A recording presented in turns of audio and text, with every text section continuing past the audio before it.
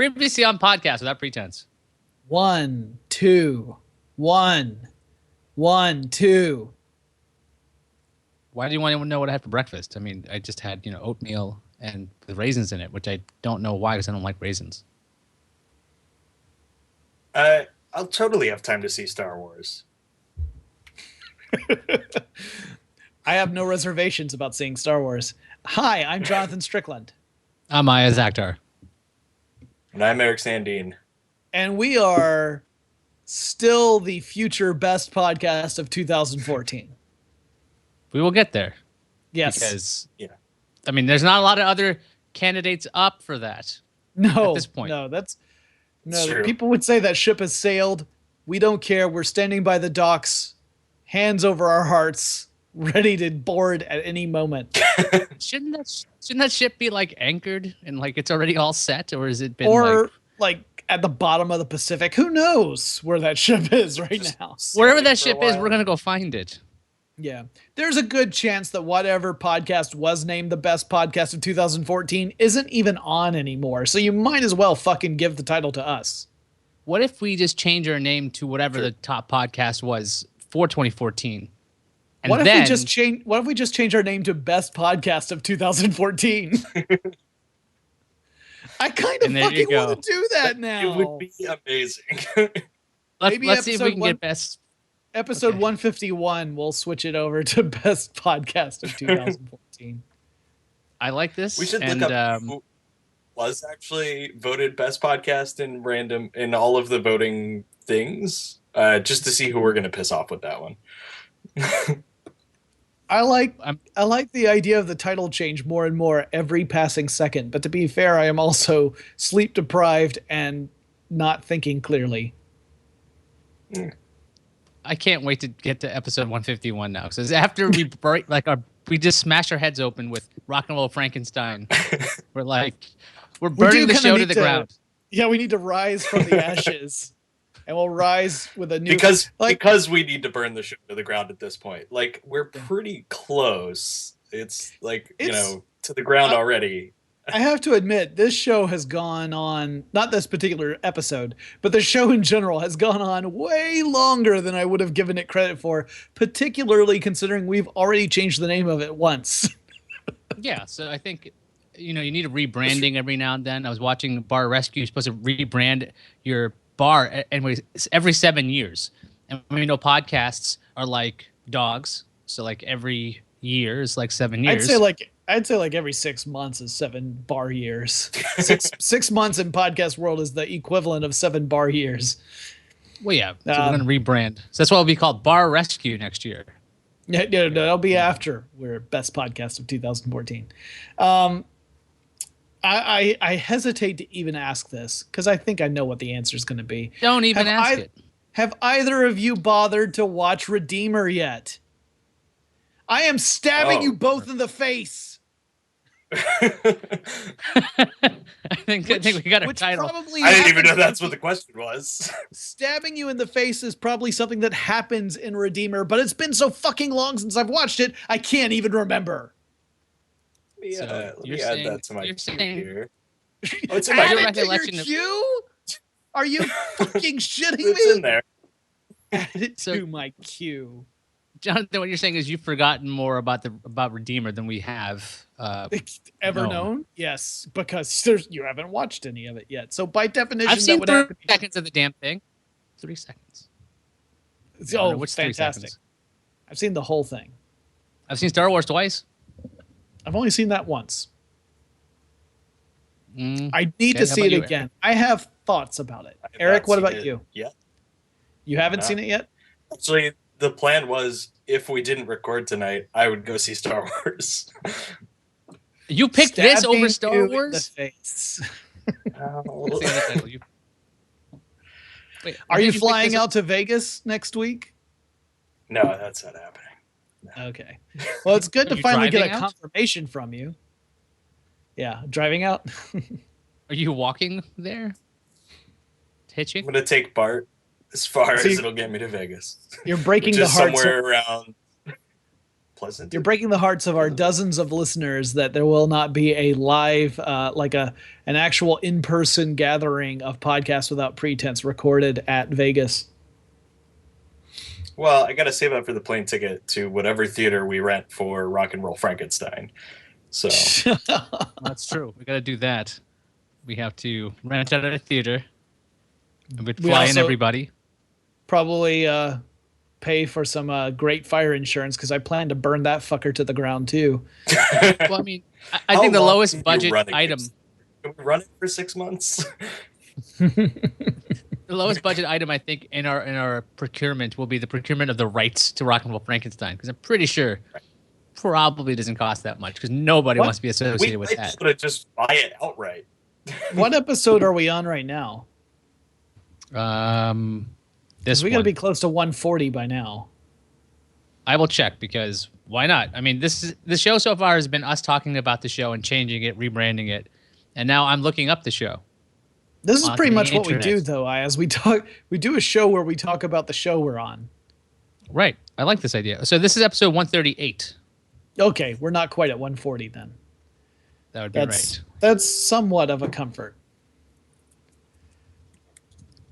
Okay, so neither of you have seen Redeemer. And again, I'll say this, guys, Redeemer's not that bad. It's not great. It's a very derivative action film, but it's not that bad. And I will put this in too. It's a martial arts film that is unlike most martial arts film because it's more like Brazilian jiu-jitsu than kung fu or anything like that. And Brazilian jiu-jitsu has tons of holds in it, right? Like arm bars and triangle chokes and that kind of stuff. And this movie has a lot of that, which I was actually very surprised by, because while that's common in things like UFC fights, it's not usually choreographed in a fight scene for a film. Fight scenes for film are almost always punches and kicks and variations on that. So to see like actual throws and holds in there was kind of surprising. That was Jonathan's very stealth Star Wars review. Yeah, Star Wars had a lot of Brazilian jiu-jitsu in it. Right, but they call it like I'm just gonna say, you guys Jaku can do the Jitsu. Star Wars review if you want, because it's already been half spoiled for me anyway. So now I'm just going to see a pretty show.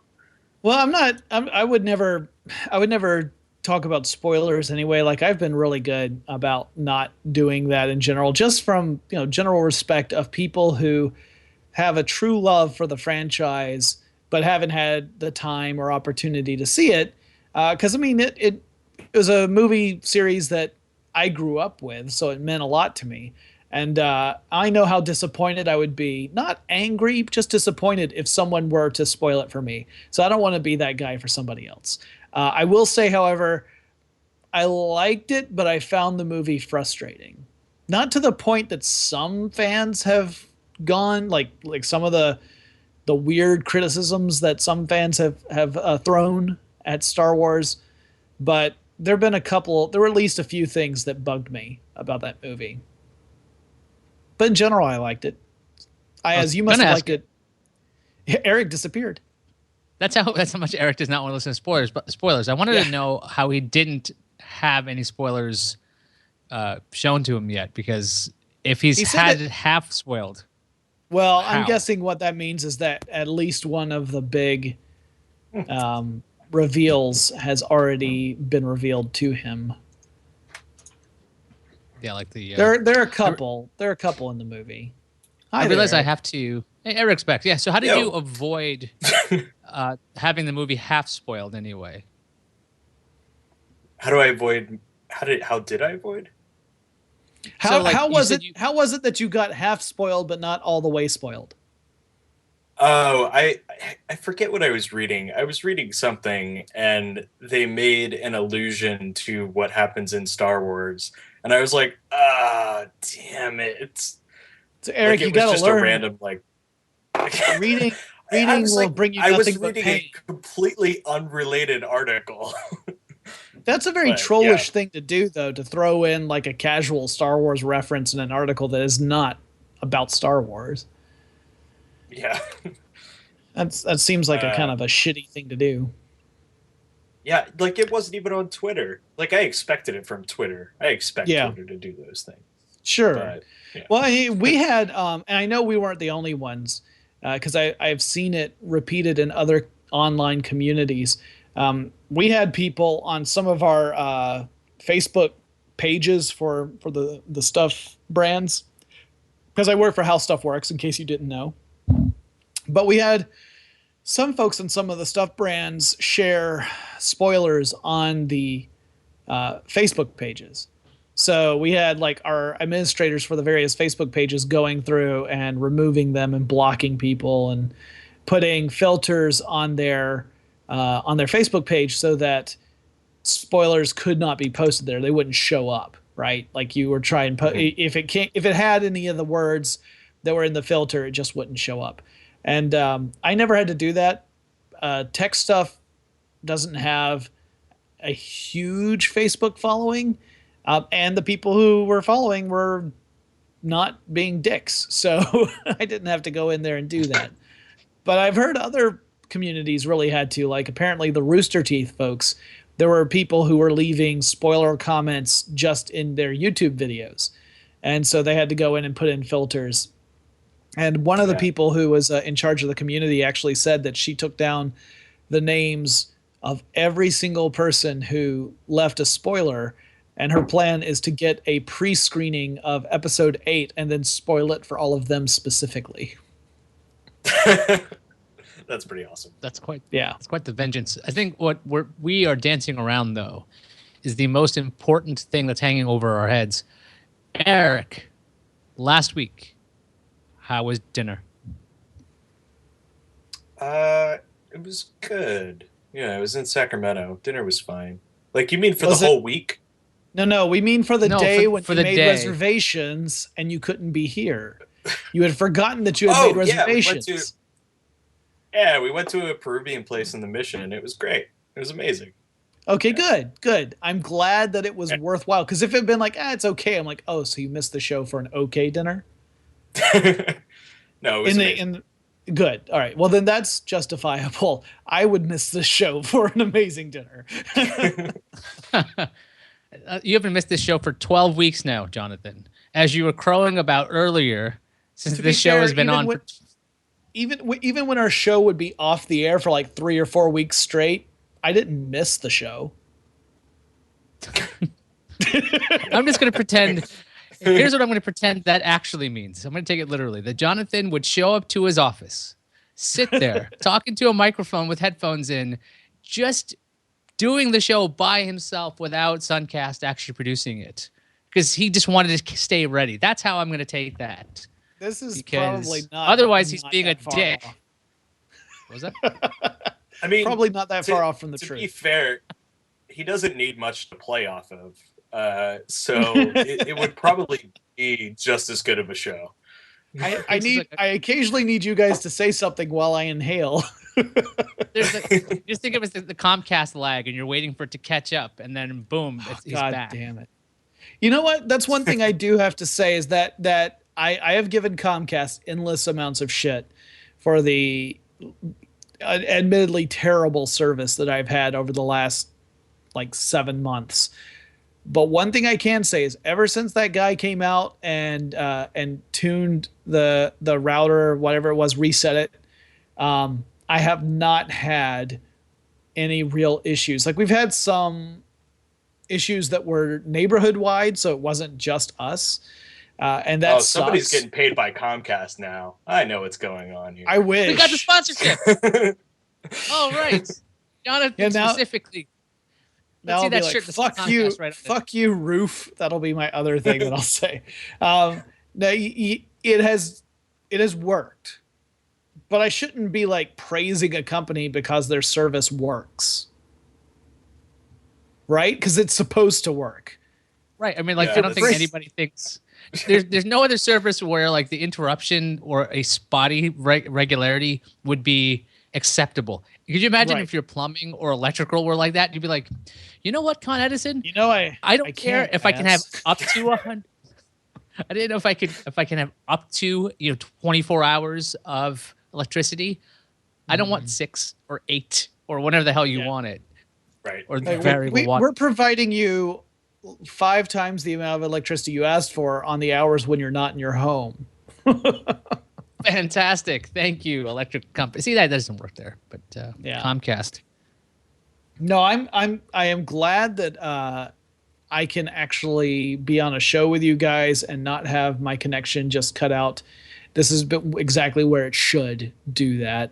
You know, multiple times in a show, or I have to reboot my modem in the middle of a show. I'm glad that that hasn't happened since we've had the guy come out. I have no idea if this is going to be, a long-term kind of fix, or if it's just going to be one of those things that degrades over time again, because that's kind of what happened in the summer. If you guys remember, like, especially in around June, it was really bad. And then we finally had someone come out, and I think at that point it was a neighborhood issue. And after that was fixed, it was working fine for a few months, and then it started getting really shitty again. So here's hoping that this will not require another engineer to come out to my house 3 months from now. Unless, it's to say, hey, pick up this equipment because Google Fiber is coming in to install an outlet. In which case, that's fine. But yeah. So I don't have any fuck you Comcast stories this week. And that's a nice change. Although it does unfortunately mean that we have to come up with other content for the show. That is true. Well, it is the last episode of the year, 2015.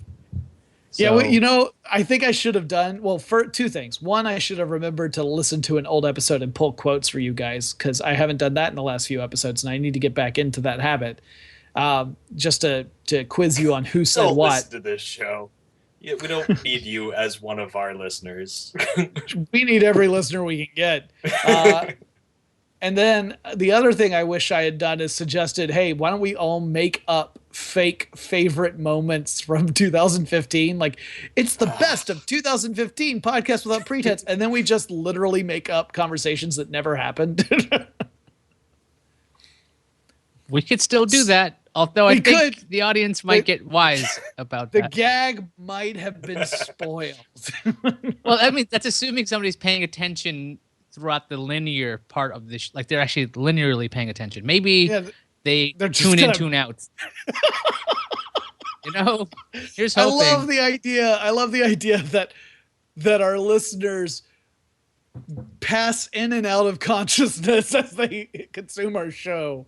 I meant it more like, when you're reading a book and you have that procedural kind of thing where you actually just read something or you just pay attention. You think you're paying attention to something, but you're really paying attention to something else. That you just miss something. Like, you get to the end of a page and you're like, I honestly have no memory of what the previous 3 paragraphs actually said. I've had that happen a lot of times. Now I have too. With the blackout drinking problem, but it might not be related. Have you ever had that in a conversation where you're having a conversation with someone and it's not that you find the person boring or anything like that. It's just something sparks your mind and you start thinking about something else, and then you realize you haven't actually been listening to the person who's been talking for like the last 15, 20 seconds. There's the description of the show for the best podcast of 2014. Yeah. That's happened to me. Definitely happened to me. Where I've done that like enough times where it's like somebody's talking political stuff and I'm just like, I don't know what they're saying. I don't care what they're saying. And now I have to amuse myself. So I'm going to put an Australian accent on. Yeah. If they say something that triggers like either a memory or something that's going on that like if someone were to mention something that tied into CES right now, there's a good chance that my brain would suddenly go, oh God, that's next week. I'm going to be flying soon. I'm going to have to go to the hotel and get ready. I got to go to CES Unveiled. I got to go cover all this stuff. I've got so many videos I need to do. And then by the time I would run through that list, it'd be clear that the person had continued talking and I'd have no clue where we were anymore in that point of the conversation. But then most people are just thankful to talk if they're in a conversation with me, like to get a chance. So they really don't care. That's true. Yeah. No I like how there was a lull. There was a lull. The camera went to me and I didn't have to say anything, but Jonathan continued. So I'm almost positive he has done at least 6 other episodes this year that nobody recorded. Yeah, that's why I go to a previously on Podcast Without Pretense. It's me. It's Jonathan again. By myself. It's But cold. I have you, Mr. Handy. Hi, Mr. Handy. like I'd like to show you my ukulele. Camera's not on, but I'm going to show you anyway.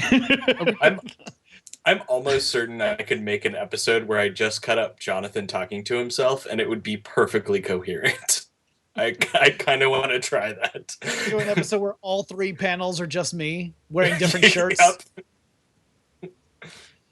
Oh man! You know, if we had listeners or crazy fans, that'd be a great kind of thing. Like put together a 3-minute episode, because nobody's asking me to do like a full episode. 3 minutes of Jonathan having a coherent conversation by himself.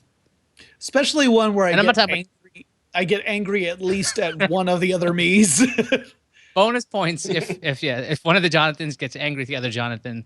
It can't be a 3-minute monologue where Jonathan's doing it by himself. It has to be like different parts of the episode or episodes that you used. So good luck with that, audience. It couldn't be something that I script out and then record, because that would be that's a joke, but it's not nearly as funny as taking existing footage and making it out of that. I also like the good luck with that, audience, because sometimes I like to think that in the future there will be a large audience, and sometime in the future someone will listen back to this. I guarantee you it'll be a larger it'll be a larger audience when we change our name to Best Podcast of 2014. That's true. The SEO on that is amazing. Wait a second. Why should we bother with 2014? Why aren't we trying to be the best podcast of 2020? So when people look it up, when it happens, we already have the SEO. See what I'm saying? And an incredible backlog of episodes. Yeah, you're like, why are there like 6,000 episodes of the show I've never heard of? It's the best of 2020. This show's been on for so long. They covered Rock and Roll Frankenstein twice. They changed their name 8 times. It's amazing. I don't know. I still love the joke of naming our show the best podcast of a year that's already gone by. Well, the thing but is, I see what you're saying. Wait, maybe we need to go further back. Maybe like 1914. So again, if there's another podcast from 1914, I would be shocked. I think that gets too far into the absurd. We need to stay somewhere. I love the realm of we need to stay somewhere in the realm of reality so that the cheekiness pays off. So the 1914 is absurd in this continuity of absurdity. 2020 is a little bit too practical. 2014 is just right. It's like the Goldilocks kind of thing. It's dumb, right? It's dumb, so therefore it's funny, and it's not true, so it's also funny. I mean, anyway. It doesn't have to be 2014. If you can think of a funnier sounding year, like 2011, or if you could argue like 2014 is okay, but really this other year I think is a funnier sounding year, then we can have that discussion. Obviously not going back so far that podcasts didn't exist, because then it's just, then people know on the face of it, they know we're lying. I'd like to think that at first someone starts listening thinking, this show got best of 2014? What happened? So for New Year's, what are you guys doing? Eric, what do you got? Are you going to go see a ball drop, or are you going to set something on fire? You going to drop your balls? No, neither of those. I might see fireworks. I hear there's fireworks. But no, just going to a party at a friend's house. How about you? When I moved to California, I just want to sidetrack real fast. And I went and I saw the first New Year's there. I'm like, okay, so when we watch it on TV, there'll be something local in like San Francisco or something. There'll be some kind of activity that the local news covers, so they don't have to show on tape delay the Times Square nonsense.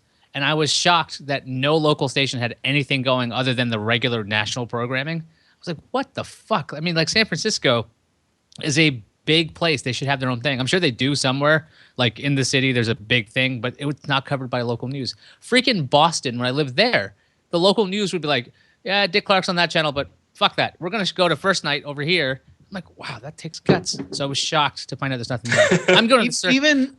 Even Atlanta has a local event that will get television coverage here. So, and Atlanta's not nearly as big a market as San Francisco is. I think everybody in San Francisco is just drunk. I think that's pretty much the. They've been drunk since 9 p.m., which was midnight over on the East Coast. Yeah, exactly. So far like ahead. 9 p.m. The ball dropped. Well, let's just drink. It's tomorrow. Yay. So, you guys, Ayaz, what are you doing? So Eric is possibly going. He's going to a party, and possibly there could be fireworks. I'm going to the circus. Jonathan? Wait, you're going to what circus are you going to?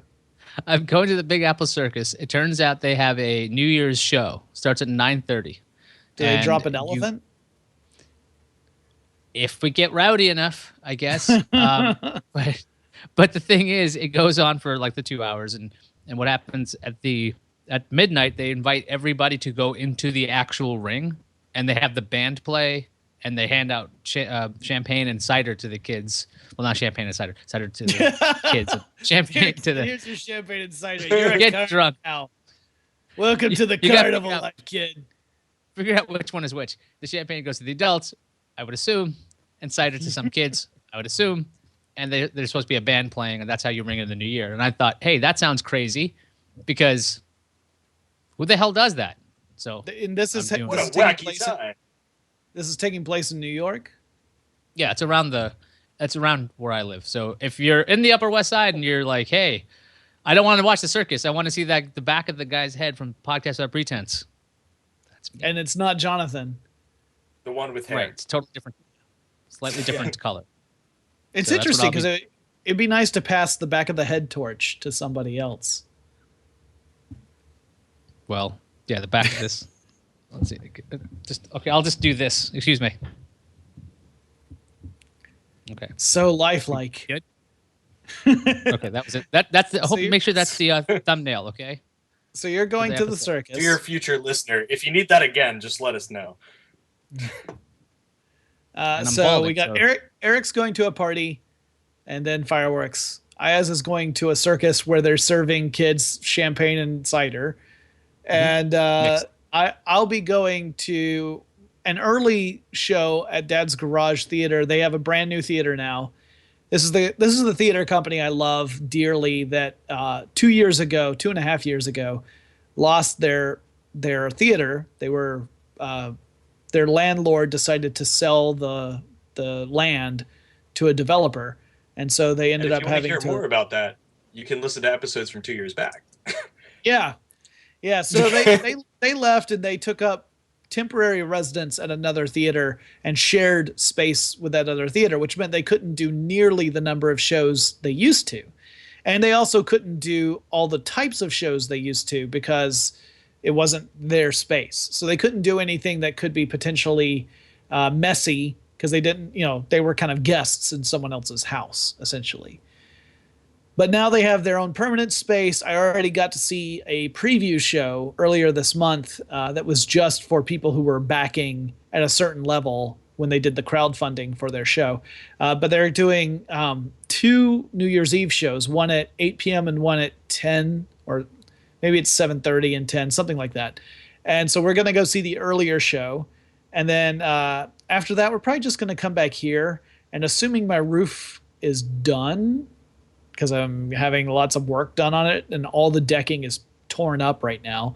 But assuming it's back in shape, we'll probably go up to the roof and just hang out and watch fireworks from up there, because we can usually see just the very top edge of displays, because trees are pretty tall in Atlanta. So, a lot of the fireworks don't go quite up past the tree line, but we can see, kind of the top half of a lot of different firework displays from our house. And it means that we don't have to deal with traffic or drunk drivers or anything like that. We just stay up there and chill out. Sometimes we have friends over to watch too. Again, it'll really depend on whether or not the work is done because they're planning on doing it all tomorrow, but obviously if they're not done at the end of the night, then we can't go up there for New Year's. But it should be fun, at least for the show. And I think they even have a special guest. Have you guys ever, I can't remember her name, but she's like a 10-year-old stand-up comedian. And there was like a whole bunch of meme stuff that came out on Facebook. It had like, pictures of her with some of her jokes or one-liners and stuff. And it was really funny stuff, but I had never actually seen her perform. But apparently she's a guest performer this weekend. I don't know if she'll be doing the New Year's Eve show, but we're also going back the following day, New Year's Day, and seeing one of the shows they're doing then too. So I didn't know that was a real person. I just thought that was somebody like doing it for Reddit. Like, okay, we're just gonna put a picture of a kid and some words, and we're done. That's a real 10-year-old stand-up comedian. She's gonna be at Dad's Garage. Don't know if she's gonna be in that show. Like I said, maybe she will be. We'll see. But yeah, we'll see that, and we'll see the New Year's Day show.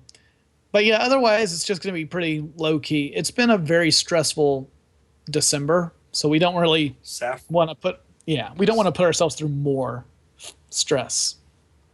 Saffron Herndon? Yes, that's her. Wait, is Eric having a stroke, or is that person's name? No, that Saffron is her name. Oh, okay. So the first joke I got to was online dating is tough. Every time I meet someone new, they end up in jail. Oh. Yeah, she's a hell of a comedian. So she's going to be there. I don't know how they're going to incorporate her into the show. But that should be really interesting. And then like the whole month of January, they're having a whole bunch of different special guests come and perform, partially to just draw people to the new location so they know where it is, and they can start to build another community of audience members. Because there's a real legitimate fear that by moving to a new space, their audience will drop off because the audience won't follow them to the new location. So part of this is a way of attracting people to the show. And so they've got Colin Mockery is coming back and is doing some shows with them. From Whose Line Is It Anyway? He'll be there. Badger from Breaking Bad is going to be there one weekend doing improv with them. Nice. And a whole bunch of other folks. A bunch of the founding members of Dad's Garage who have since gone on to do other stuff. They're coming back to participate in shows too. So it should be a lot of fun. And I'm looking forward to it and hoping that it leads to a very good year for them, because they've been working toward this goal for so long. It's encouraging to see it actually come together.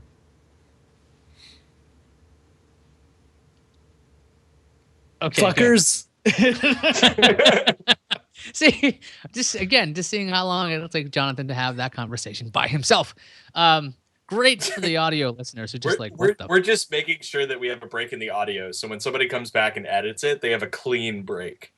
There it is. Jonathan seems to be stuck in one frame for some reason, or 2 frames per second. I think he was trying to itch his eye. I'm not sure what happened there. But anyway, so since this is the end of the year, do you guys have resolutions for next year or regrets for 2015, and or both? Do I have regrets for 2015? Yes. What would that be, Jonathan?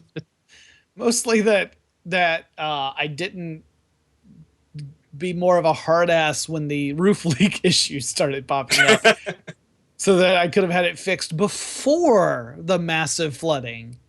But yeah, resolutions. I mean, I don't really tend to do New Year's resolutions because it doesn't tend to be that effective. Like the stereotypical thing, like the first 2/3 of January are really good at following it, and then it drops off pretty rapidly after that.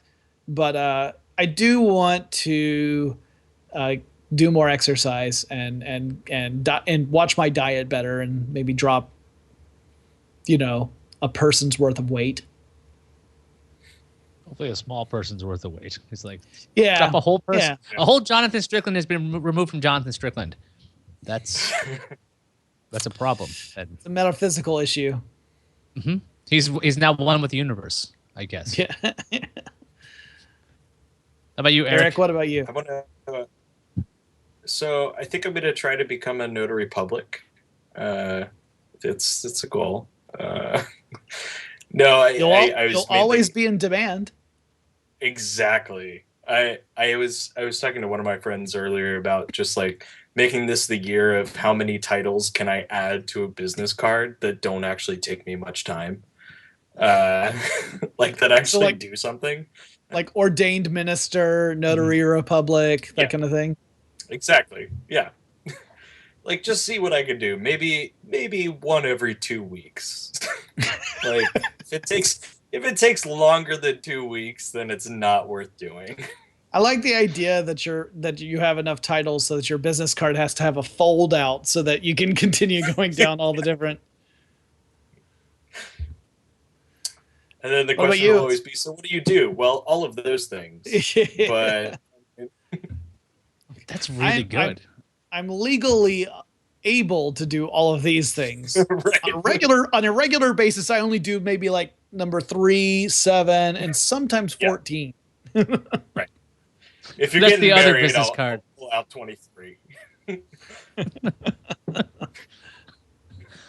Oh man, that's a really good one. I don't know if I want to steal that or not. You could either do that on. Oh, you like that? Come on, it can be a journey, IS. Let's go. It's great. I just like the idea of. Go ahead, Jonathan. No, I was about to say you could either list all of those titles on a single business card or have a different business card for every single title. So when you're ready to give someone a business card, you're like, no, notary public, no, ordained minister, no, no. Here you go. I could see Eric just being so obnoxious with that stupid seal, the Notary Republic seal. So just like you said, everything will be stamped. It's like that's your witness. Like you should also always accompany it with some sort of exclamation like "Booyah!" Notarized. I just don't know what other things you could bother to get that would require it to be a suffix on your business card. I guess you could become like a sommelier, a cicerone, right. So you can either know your wine or your beer. Like, you really have to look it up, right? Like there's got to be tons of stuff that I can add titles for, but I mean, you could probably get a shit ton from like certification for computer stuff real easily because that's like Microsoft, but that's too on point for me right now. But yeah, I know. I'm trying to. What else is there to get? I already have a bunch of unnecessary degrees. Jonathan, doula. You got to be a doula. Because first of all, that sounds like a great exclamation. Doula. That's what you do when you notarize something. You yell out doula. Then you say, "Oh, I'm also a doula."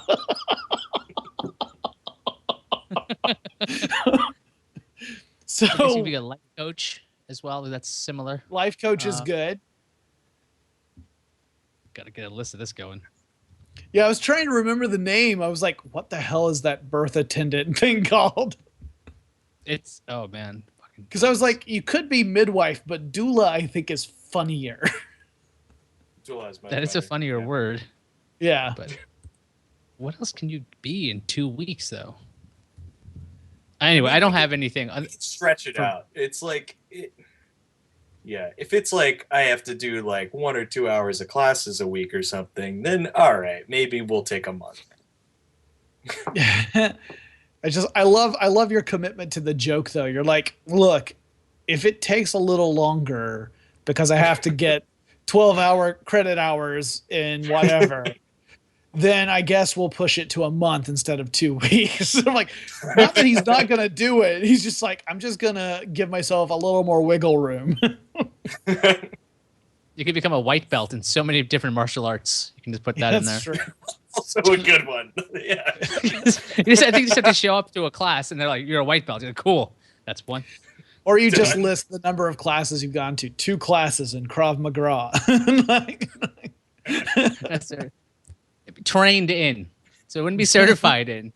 Trained in Krav Maga. There has some online way I can become a yogi in like Or- no hours. he can always claim to be certified in whatever, and then present a clearly homemade certificate that's been notarized. by himself, witnessed by himself. It's true. It all leads back to being a notary. This is the easiest way. So, like, your witness would be the mirror, I guess. You'd be like, "You saw it, I saw it, saw it, saw it, saw it, I saw it." Good. No, it would be my cat. I won't be satisfied until you're also a patent clerk. You have to get hired for that. I said I wouldn't be satisfied. I didn't say it would be easy. Yeah, I mean, you could do it. Maybe that'll be the. Yeah, I don't think it would be too rough. When the challenge is no longer seen like challenges, like 2 weeks. I got that in 2 days. It's supposed to take a month. I did that already. I'm gonna get this job. I'm gonna really sell it. I'm gonna pass the government tests. I'm gonna do this, and then I'm gonna quit the second I fill out all the HR paperwork. Right. And it'll take another Fill like out 3 HR weeks to get. paperwork, show up to day one, grant a patent, quit. You're like, that one looks stupid. That's mine. Notarized. Well, Eric, you clearly have a brilliant resolution, and We'll see Ayaz, how it do you? goes. Yeah, 8 weeks in. yeah. Ayaz, do you have any resolutions? I mean, mine seems so fucking mundane now. I didn't before this episode. I mean, I might try to do nonsensical stuff like that, but I don't know. How about you resolve to fucking watch Redeemer? No way am I doing that. One, that means what I'm gonna watch it for the first 3 weeks and then quit. So that's good. And I know what then- you could do. You can use one of those apps to download Redeemer to a mobile device and watch it on your flight to CES. Why would you bring that up? Or back from CES. That's going to be a long flight either way. This sounds horrible. Just Look. horrible things to say. What have I ever done to you? You're going to be on a plane. Yes. You're not really It's going to okay. get any work done. You can't force me to watch it on a plane because he doesn't know what I do. So if I don't watch it next week, we can't talk about it. No, but at least one other person will have experienced it. You know what's really irritating? Not just this whole conversation. You know what's really irritating is the fact that every time I go to Netflix, I keep seeing like a pick for me is Redeemed, not the Redeemer, and I'm like, oh, that's the movie I wanted to see. It's like, wait, that's not the movie I wanted to see. But that's the excitement level I have. If Netflix, if you're listening, Ted Sarandos or Reed Hastings, and you're like, hey, I know that guy, and you don't. But if you know it's me, put my top pick, make it like the first three. Just the Redeemer on every profile I have except the kids section. Just put it there. And then I will know that you are listening, which is also really creepy that you mess with it. You have my permission to mess with it. Just change my entire fucking queue to this one movie. Okay? For 30 days. And then put it back. Okay? Because I got a lot of shit that I'm never going to watch. I want to make sure it's on the list. I mean, it's not that bad. That's the thing that's killing me is that we could have moved on to a different episode.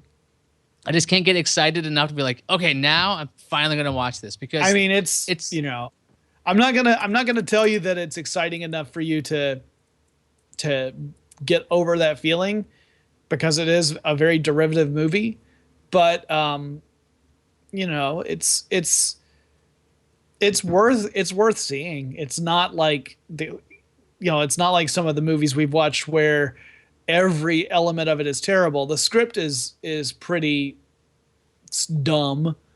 The guy who plays the American character is amazing because he's almost like he's in a different movie from everybody else, which is okay. It's fine.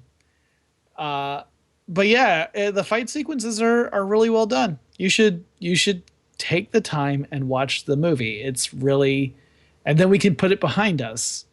Never talk about it again and pick something else.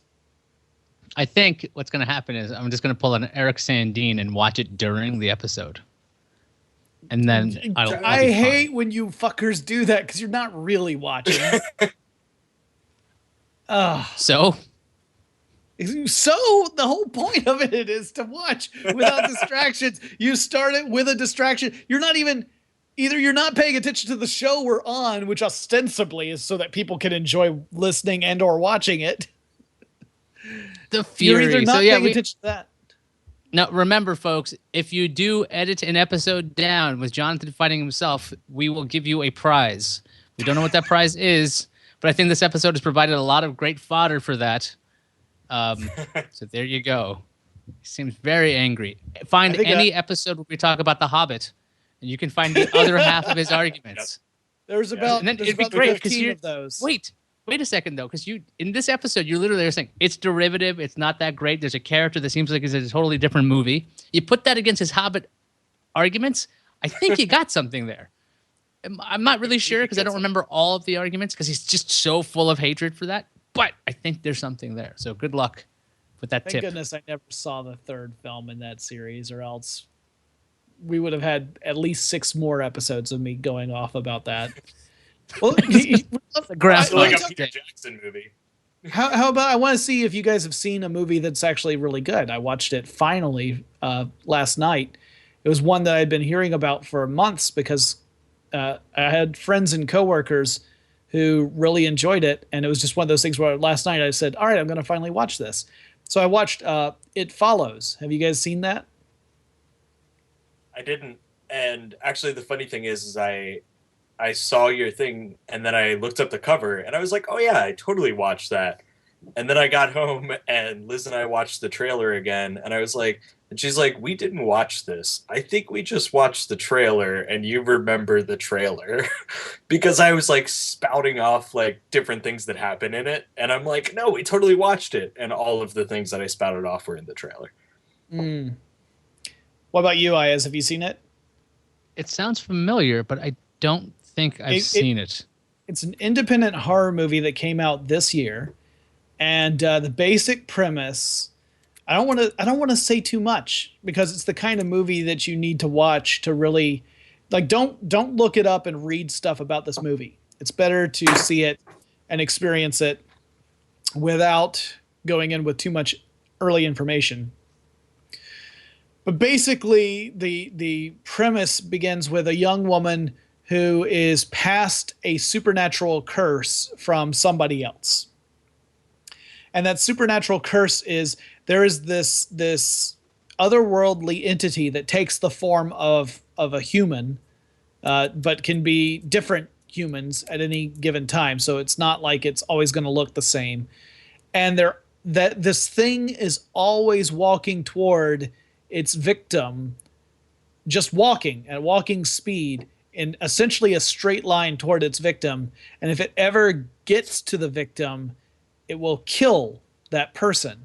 And the only way to avoid being killed is to pass this curse on to somebody else. But if that person dies, you're back on the list. So in other words, you can't just pass it on to someone else and you're clear. Mm-hmm. Like, you know how The Ring, they say if you make a copy of this tape and give it to someone else, then you're free. It's not like that. If that person dies, you are back as the target and you have to pass it on to someone else. And that's all I'm going to say because even that is probably a little too much, but seems a little spoilery. Not well. I mean, you hear this gets explained within the first 20 minutes. I'm sure. Yeah. The way it unfolds is really well done, and it reminds me in a way of movies like The House of the Devil. Although The House of the Devil was specifically made to look like a late 70s or early 80s horror movie. The trailer kind of reminded me of a very classic style horror movie. Like when I watched the trailer, the plot line was there, the style of the trailer was kind of that way. We're actually going to go watch it after I'm done. Because we watched the trailer and this is like, okay, let's watch this. So I'll be curious to hear what you think. Would you say it's completely appropriate for a 5.5-year-old boy to watch? Absolutely not. Okay, so not. I'll just selectively hear the absolutely part, and we'll watch that tonight, and it'll just be that's not a good idea. Have fun with the nudity and graphic violence. including I'll have full fun with frontal, full frontal Also male a good nudity. title for an episode.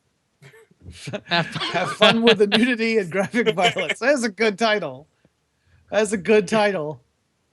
Have fun with the nudity and graphic violence. Yeah, no, it's not appropriate for kids at all. Not even a little bit. Damn It's if I told you more about the premise, you would obviously understand why it's not appropriate. But it's definitely worth watching. I really thought it was well done. Very good pacing. They did a lot without spending a ton of money. It's interesting. It's set in Detroit, and just from the way people are dressed, like if it weren't for the fact that one character has kind of like a sort of like a smartphone and she's reading a book on her smartphone, if it weren't for that piece of technology, you would just assume this thing could have been set in the 80s or 90s. Because it, the clothing the characters wear is kind of timeless. The suburban area they're going through looks like it could be from any of those eras. Although it's also somewhat dependent upon the fact that Detroit has these huge areas that are, in incredible disrepair. Yeah. What are you laughing right at? there too. Okay. So as you're talking, I'm like, okay, this again, another great piece of audio. They can't all be from this episode. No, but that's why I started laughing, because the idea of that the clothing is timeless about the Hobbit and that it's in Detroit, the idea just started making me laugh so hard. I had a mute. The Hobbit in Detroit. Because that it's timeless, and you seem to be talking so nicely about this movie. And again, ever Hobbit since the dwarves had that flight from the urban center, we've seen the city crumble. If it wasn't for that one character in The Hobbit who has her smartphone reading a book, it would seem this time. There she is reading the Silmarillion on her smartphone. I'm completely losing it, because that movie sounds so much more fun than The Hobbit, but that should happen in The Hobbit. That's in Detroit. Like, okay, that's a dramatic retelling. Why the hell is it in Detroit? I think just calling it The Hobbit in Detroit would be great too. That's what you call that story. That is why I was laughing. There's your elevator pitch. When you don't have the kid, you should definitely watch It Follows, Ayaz. It's okay. It's at least as good as The Hobbit in Detroit. He's out. Oh, I'm cracking up. Okay, on that note, The Hobbit in Detroit is in theaters starting, I believe, November 15th, 2020. Okay. Let's look into the future, and not just The Hobbit in Detroit. Next time on Podcast Without Pretense. CES is great. Everyone is so polite, and all the technology is relevant to my interests. The weirdest thing about the circus was that there was this guy who kept getting annoyed by people. It turns out he's my exact head double. At least the back of his head looked exactly the same. The stamps, so like you can get a cheap one for like $50, but I went for the $200 one, and it comes like I can use gold leaf, which, like, come on, it makes things way more legit.